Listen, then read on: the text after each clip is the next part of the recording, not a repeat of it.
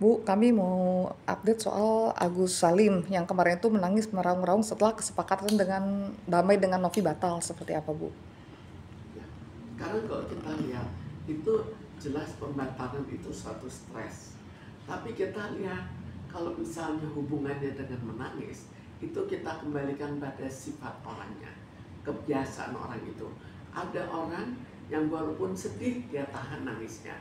Ada orang yang sedih sedikit dia nangis, dan ada juga orang yang nangisnya sampai berlebih. Sekarang kita lihat khusus pada Agus, itu ada sesuatu yang berbeda, bahwa terhadap masalah uang itu juga kadang-kadang kelihatan nggak peduli, kadang-kadang kelihatan ini suatu yang luar biasa besarnya.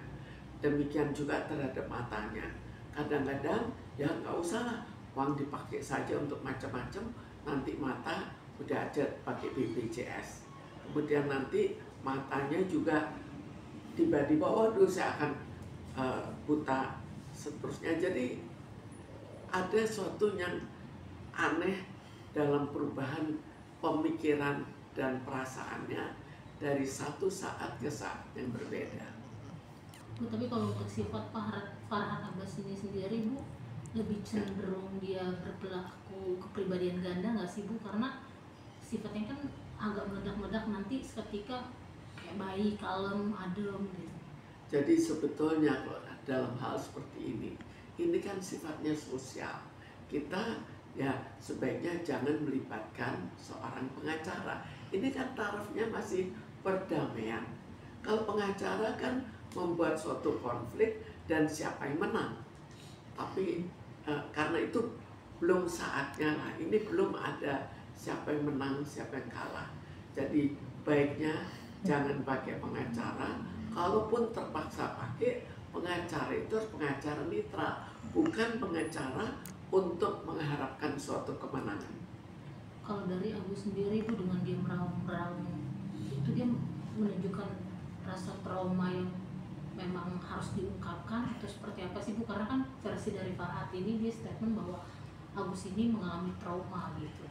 Ya, sekarang kalau trauma sih, siapa sih tidak trauma kalau matanya sampai buta? Itu hal yang wajar saja. Tapi yang kita persoalkan, trauma itu disebabkan oleh apa? Dan latar belakang traumanya. Apakah latar belakang traumanya sekedar karena matanya? Atau latar belakang traumanya sebelumnya memang sudah banyak hal-hal yang traumatis dalam kehidupannya, sehingga dia juga akhirnya berpikir secara agak berbeda dari orang-orang lain. Lihat Novi yang walkout saat tidak setuju dengan isi kesepakatan yang donasi untuk 7 turunan, betul seperti apa? Ya, sekarang tidak ada kesepakatan, yang dipersoalkan adalah persoalan uang. Sebelumnya mempersoalkan persoalan uang tidak masalah. Jadi kan ini kan apakah itu perasaan dia yang sebenarnya atau ada apa? Bu, ini kan lawyernya Novi, si Brian juga pada akhirnya memilih berpihak kepada pihaknya Agus Salim. Ibu melihat dari para lawyer ini yang banyak Lawyernya berprasangka, Novi. iya, akhirnya pindah haluan, lebih tepatnya seperti Ya. itu. Sekarang kita lihat, jadi dengan berubah sifatnya, dengan berubah kata-kata dari Agus, maka semua orang itu atau banyak orang bisa berubah. Pada saat dia mengatakan saya nggak peduli, saya buta, jadi tidak mempersoalkan masalah butanya, maka mereka anggap oh Agus ini sombong. Pada saat dia mengatakan waduh saya jadi buta bagaimana, akhirnya akan kasihan. Jadi demikian juga masalah orang-orang yang terlibat dalam ikut menilai itu juga berubah-ubah terus. Ini hampir semua lawyer pada akhirnya, Bu, lebih menyerang ke pihak Novi dan Densu gitu, Bu. Nah, ini ada lagi Alvin Lim yang akhirnya menantang Densu untuk ya udah lu butain mata lu, nanti gua kasih 3M. Sebenarnya pantas nggak sih, Bu, dari lawyer-lawyer ini berbicaranya malah lebih kayak seperti menyimpang? Karena itu kita lihat dulu dari segi apa. Kalau kita hanya melihat dari segi butanya, itulah pemikirannya. Jadi kita tinjau dari segi apa. Tapi coba kita kembalikan dari awal, ada hal apa yang aneh. Karena itu kalau saya lebih cenderung dengan banyaknya berubah-ubah pemikirannya, lebih cenderung untuk mengecek dulu kejiwaannya, karena jelas sudah ada kecenderungan-kecenderungan yang nangis berlebih, yang mau bunuh diri. Jadi tetap lebih baik kejiwaannya kita selesaikan dulu. Kalau untuk si Novi sendiri Bu, dengan dia memilih walkout, itu langkah yang tepat nggak sih Bu? Karena kan menurut versi dari pihak Novi bahwa dia kayak tidak terima saat Farhad menunjuk-nunjuk gitu. Ya, sekarang sebelumnya kan kita nggak tahu ini suatu donasi. Donasi itu persyaratan. Dia juga terikat kan, terikat pada organisasinya. Kalau misalnya persyaratannya memang harus untuk pengobatan mata, kemudian akhirnya jadinya ya dipakai untuk keperluan lain, apakah dia akan ikut dipersalahkan atau tidak? Tapi kalau misalnya, oh ini untuk pengobatan mata, kenapa dia berbuat seperti itu? Mungkin ada masalah kejiwaan, maka di situ akan berbeda pemikirannya.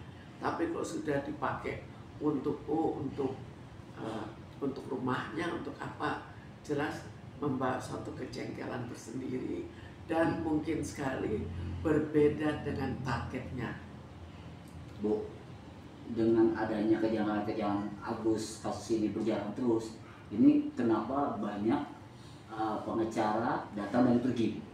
Apakah bisa dilihat dari kejiwaannya Agus ini dijadikan momen? Sekarang bayangkan ya, kita sendiri, kalau kita ikuti dari saat ke saat dan kita hanya melihat peristiwanya, jangan melihat hal lain, kita akan berubah-ubah juga apa enggak?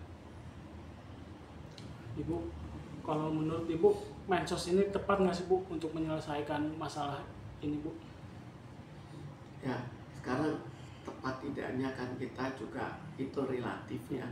Kalau mau terjun untuk menyelesaikan, ya asal netral saja tidak masalah.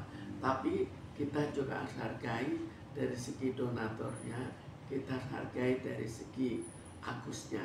Jadi kita bayangkan kalau misalnya donaturnya akhirnya kecewa dan untuk yang lain-lain dikurangi karena kekecewaannya, itu pun merugikan juga dan merugikan masyarakat.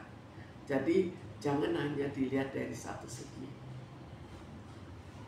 Kalau si ini kan banyak Bu, netizen, bukan netizen sih, lebih ke Farhad yang mengatakan pihak yayasan yaitu Novi dan Densu di sini juga sama-sama mengambil keuntungan gitu dengan mengkontenkan lagi. Tanggapan Ibu sendiri? Kalau soal keuntungan dengan mengkontenkan, kita tidak bisa menilai karena itu memberikan suatu pendapat. Pendapat itu bisa juga untuk konten dia atau bisa juga betul-betul untuk suatu pendapat. Terkait ada si Farhad sendiri Bu? Ya, jadi Jiwanya? kalau sudah seperti ini ya, baiknya kita jangan memulai dengan masalah pengacara.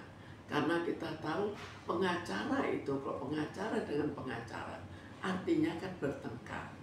Kenapa tidak diselesaikan secara damai? Supaya suasana itu jangan panas. Itu dulu. Kalau itu tidak terselesaikan, baru pengacara terjun. Kalau memang betul-betul tidak bisa damai, itu pun kalau memang mau diterjunkan. Tapi ini kan cepat sekali diterjunkan pengacara. Itu yang membuat suasana jadi panas. Tapi menurut analisa Ibu sendiri Bu, ini lawyer-lawyernya banyak mengambil kepentingan sendiri nggak sih Bu, kayak nyari panggung? Kita lihat sekarang dari sifat lawyernya, itu masalah sifat lawyernya. Kita tidak bisa mengatakan semua lawyer sama, tapi kita nilai sendirilah rata-rata lawyer bagaimana sifatnya dalam hal ingin terjun.